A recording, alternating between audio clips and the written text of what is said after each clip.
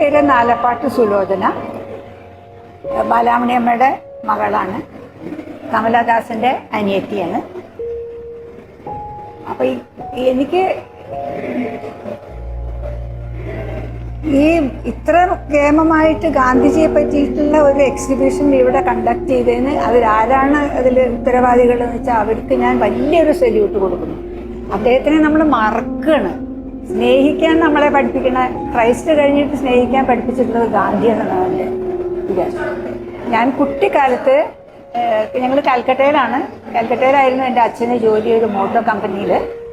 അപ്പോൾ ആദ്യത്തെ ഒരു 10 കൊല്ലമൊക്കെ കാൽക്കട്ടയിൽ തന്നെയാണ് ഞാൻ ഞങ്ങൾ 4 പേരുണ്ട്, പക്ഷേ ഏറ്റവും താഴെയുള്ള കുട്ടിയാണ്.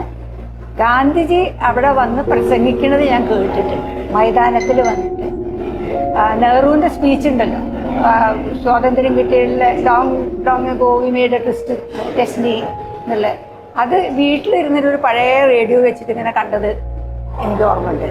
ഞങ്ങളെല്ലാവരും വീട്ടിൽ റൂമിലിരുന്നിട്ട്. അത് കഴിഞ്ഞ് കുറച്ച് കഴിഞ്ഞപ്പോൾ, എനിക്ക് തോന്നുന്നു ഒരു 3 മാസം കഴിഞ്ഞിട്ടായിരിക്കും, ആ സമയത്ത് ഗാന്ധിജി നവഖാലിയിലായിരുന്നു.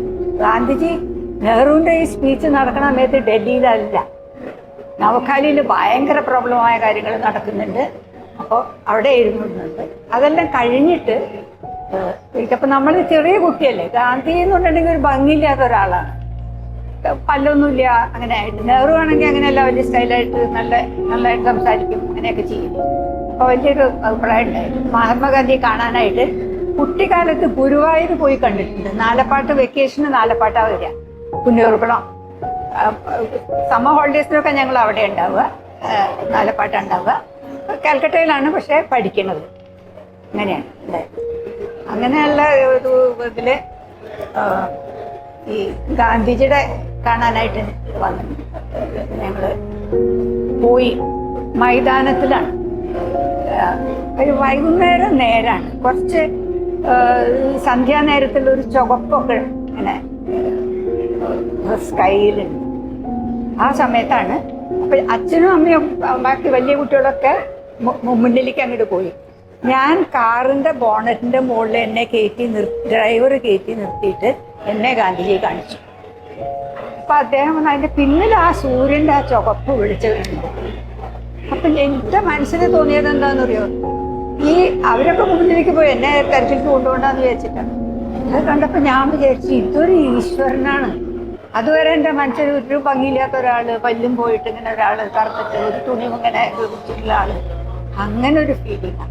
അതേ പിന്നെ എനിക്ക് ക്രൈസ്റ്റോ മദമേരിയോ ആരോ ആ ഒരു ഹേലോ ഉള്ള അത് കണ്ടു, എൻ്റെ കുട്ടിക്കാലത്ത് കണ്ടു. ബാക്കി പല പല കാര്യങ്ങളും കണ്ടിട്ടുണ്ട്, വളരെ മോശമായ കാര്യങ്ങൾ കണ്ടിട്ടുണ്ട്. അത് സെക്കൻഡ് വേൾഡ് വാർ നടക്കുന്ന സമയമാണ്. യുദ്ധവിമാനങ്ങൾ അങ്ങനെ അങ്ങോട്ടും ഇങ്ങോട്ടും പോകണം, അതിൻ്റെ സൈറനൊക്കെ വരും. അപ്പം നമ്മുടെ ഒരു സെല്ലറുണ്ട് അടിയിൽ, കരിമുറി എന്നാണ് ഞങ്ങൾ വരിക. അവിടെ കരി വെച്ചിട്ടാണ് അന്ന് കുക്കി. നമുക്ക് നമ്മളെ മാതിരി വിറകൊന്നുമില്ല, അങ്ങനെയൊക്കെ. അപ്പം അവിടെ പോയിരിക്കും, ബോംബിൻ്റെ വരുന്നുണ്ട് എന്ന് കേട്ടിട്ടുണ്ടെങ്കിൽ ആ കരിമുറിയിൽ പോയിരിക്കും ഞങ്ങളൊക്കെ. അങ്ങനെയൊക്കെ ഞാൻ കണ്ട്. കുറേ ബംഗാൾ ക്ഷാമം എല്ലാം കൂടിയിട്ട് ഒരു ഏകദേശം ഒരു ഡബ്റ്റെയിൽ ചെയ്തിട്ടുണ്ട് വന്ന ആ സമയത്ത് ഞങ്ങളവിടെ.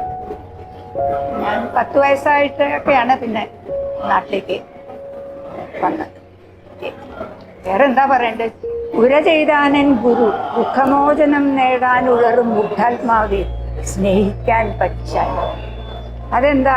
ഇപ്പം എൻ്റെ കൂടെ എന്തെങ്കിലും ഒന്ന് തെറ്റിയിട്ടൊന്നും താൻ എന്നോട് പറഞ്ഞു വിചാരിച്ചോളൂ. എന്നോട് തെറ്റായിട്ട് എന്തെങ്കിലും പറഞ്ഞു, മോശമായിട്ട് എന്നോട് എന്തെങ്കിലും പറഞ്ഞു, ഞാനതിന് പ്രതികരിക്കണ്ട, അങ്ങോട്ട് സ്നേഹിക്കാൻ തോന്നും. വേറെ വഴിയൊന്നുമില്ല. അല്ലെങ്കിൽ ഇതിങ്ങനെ എസ്കലേറ്റ് ചെയ്യും. ഒരടി അടിച്ചിട്ടുണ്ടെങ്കിൽ ഞാൻ 10 അടി അടിക്കണം, 10 അടി അടിച്ചാൽ 100 അടി അടിക്കണം, അല്ലെങ്കിൽ അയാളെ കൊല്ലണം. ഇങ്ങനെ ഈ ദുഷ്ടത്തരത്തിന് നമ്മൾ വളം വെച്ച് വളം ഇട്ടുകൊണ്ട് വളർത്തരുത് ആൾക്കാരുടെ ഇടയിൽ എന്ന് എനിക്ക് നല്ലോണം അഭിപ്രായമുണ്ട്. അതാണ് ജീവിതത്തിലെ മുന്നിലേക്ക് കയറാനുള്ള ശരിയായ മാർഗം. Exhibition is very good. ഇതിലിപ്പോൾ ഞാനിപ്പോൾ ഒരു 5 മിനിറ്റ് 10 മിനിറ്റ് കണ്ടിട്ടുണ്ടാവും ടോട്ടൽ. ഒന്നും കണ്ടിട്ടില്ല ഞാൻ. ഒരു 2% കണ്ടിട്ടില്ല. കാണുക മാത്രമല്ല, മനസ്സിലാക്കാനുണ്ട്. ഓരോന്ന് ആരെങ്കിലും നോക്കിയിട്ട് ഇത് ഇന്ന ആളാണ്, ഇവിടെ നിൽക്കുന്നത് ജിന്നയാണ്, ഇത് മറ്റേ ഇയാളാണ്. അതൊരു വിവരിച്ച് തരണ മാതിരിയാണ്. ഒരാഴ്ച പഠിക്കാനുണ്ട്, ഇവിടെ താമസിച്ച് പഠിക്കാനുണ്ട്. പക്ഷെ ഇതില് അത്ര വാസ്റ്റാണ് ഒരു സബ്ജക്റ്റ്. നമ്മൾ സ്നേഹത്തിനെ പറ്റിയാ സംസാരിക്കണേ. സബ്ജക്റ്റ് വാസ്റ്റ് അല്ലേ? അതിലും വലുത് എന്താണുള്ളത് അല്ലേ? അപ്പൊ അതിനൊക്കെ ശ്രദ്ധിക്കുക. നമ്മൾ പ്രതികരിക്കാണ്ടിരിക്കുക, അങ്ങോട്ട് സ്നേഹിക്കുക. ഇതൊക്കെ നമുക്ക് മനുഷ്യനുള്ള നിലയ്ക്ക് ഇത് മാത്രമേ നമുക്ക് വഴി. അല്ലെങ്കിൽ കുറച്ച് കഴിഞ്ഞാൽ കൊല്ലും, രണ്ടാളും ഉണ്ടാവും.